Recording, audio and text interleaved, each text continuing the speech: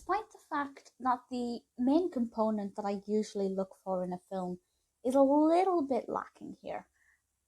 I can see that Cruella is an absolute masterpiece and one of the most visually stunning films, with the most gorgeous costumes and fabulous locations and brilliant cast, of course, that I have seen in a long time. Now, I love Disney villains, they're my favourite, but Cruella for me is kind of near the bottom of the rung. I prefer Maleficent and the Evil Queen. So I never jumped on this, I didn't pay for premiere access when it first came to Disney Plus. I waited until it was available for free, and even then I think it's been available for about 3 weeks. Having now watched it, I can say that it was pretty much worth the wait. I won't give any spoilers. I'm not going to go into too much detail about the narrative itself, but I will say that the narrative is the part that I felt was lacking a little bit. Now, something does happen that changes that and makes me think, well, actually, maybe it was a little bit more well developed than I had perhaps initially felt. But in terms of the actual action, I felt like it was quite monotonous throughout. But because everything else was amazing, for me, it didn't really matter, which is very unusual, as I'm very, very narrative driven. So this is Cruella's origin story, and it starts off with a young Cruella, who is actually called Estella, and young Estella is played by Seifert-Cleveland, whose work I haven't seen, but she is incredible.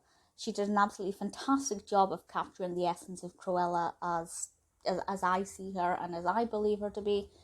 And obviously this was then carried across with Emma Stone playing Cruella once she kind of adopts the name of Cruella, but also Estella. And I'm not going to say too much about how those two names interlink and what the two different personalities are or why they come about, but I will say it heavily involves the Baroness.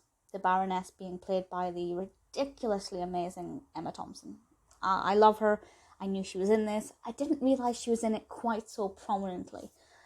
Had I known that she was in it almost as much as Cruella, I might have made more of an effort to see it more quickly. But either way, an absolute delight. So the narrative itself, I don't really want to give away too much because I feel like it takes a long time to get going anywhere, and anything that I can say about what the narrative is about, other than it's Cruella's origin story, will give you too much information. I think it takes a good half an hour for us to leave behind 12-year-old Estella and understand what her life is like as an adult.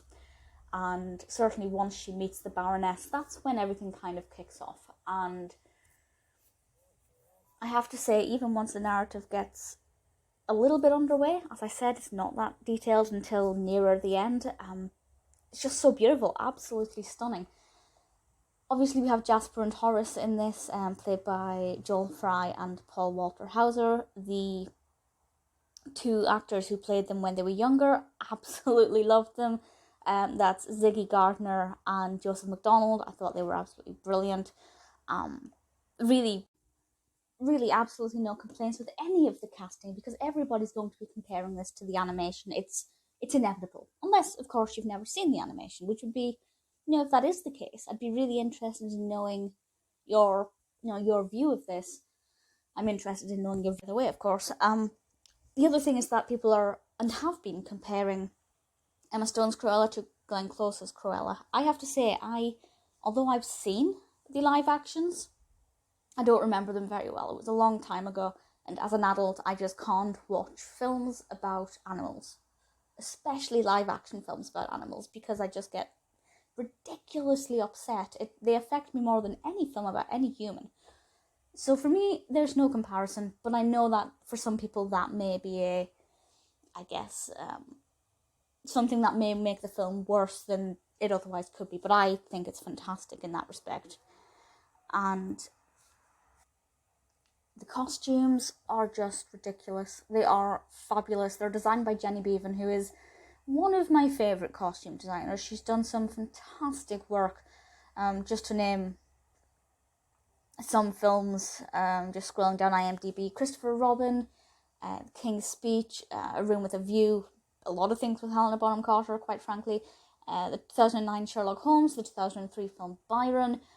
Absolutely amazing, and they are, without question, ridiculously stunning. They are just absolutely beautiful, and I can't fault them. I think they are incredible without question. The soundtrack is brilliant. It's pretty non-stop, actually, the soundtrack. It's not one of those ones where there's a song maybe every 20 minutes. We go from kind of one popular song to another really quite quickly. It's very intense.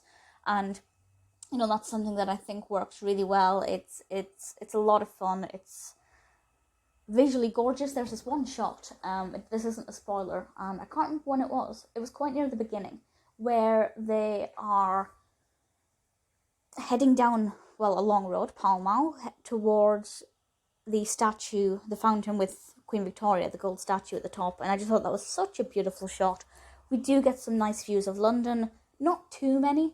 This could, in theory, be shot pretty much anywhere, but obviously I really like the fact that they chose to set it in London and like the scenery a lot. So I can't find any fault with this, aside from the fact that I feel like the narrative could have been better. I feel like it could have been a bit more gripping, a bit more compelling, but ultimately, from start to finish, I still found myself captivated.